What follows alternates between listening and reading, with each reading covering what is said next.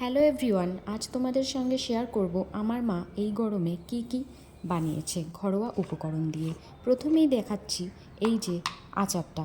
এটা একটা আমের আচার। আম ঘষে তার সাথে যে মশলাগুলি দরকার হয় সেইগুলো সব দিয়ে এটা করা হয়েছে। এটা রোদ্রে রাখলেও চলে বা ঘরের নর্মাল টেম্পারেচারে রাখলেও কিন্তু একদমই পচবে না। এটা খেতে কিন্তু বেশ ভালো হয়েছে। তারপরে দেখাচ্ছি এই আচারটা। এটা দেখানোর মতো আর কিছুই বেঁচে নেই, যেহেতু এটা আমরা অনেকটা কি শেষ, এটা পুরোপুরি শেষ হয়ে গেছে খেয়ে। আর এটা কিন্তু খেতে দারুণ হয়েছিল। তারপরে দেখাচ্ছি এই যে আম তেল।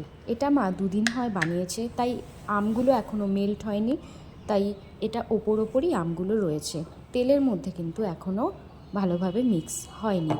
আর এর আগের যে আম তেলটা মা বানিয়েছে সেটা দেখাচ্ছি তোমাদের। দেখো, এটা ডেলি রোদে দিতে হয়, আগেরটাও রোদে দিতে হয়। রোদে দিয়ে দিয়ে আমগুলো কিন্তু একদম মেল্ট হয়ে গেছে আর তেলের সঙ্গে মিক্স হয়ে গেছে।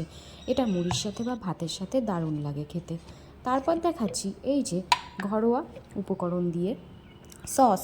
এটাও প্রায় খেয়ে শেষ হয়ে গেছে। রুটির সাথে এটা রোজই সকালে প্রায় খাওয়াই পড়ে। আর এই যে মা এটার মধ্যেও সস রেখে দিয়েছে, অনেকটাই আছে। আর সবশেষে দেখাচ্ছি কাসুন্দি।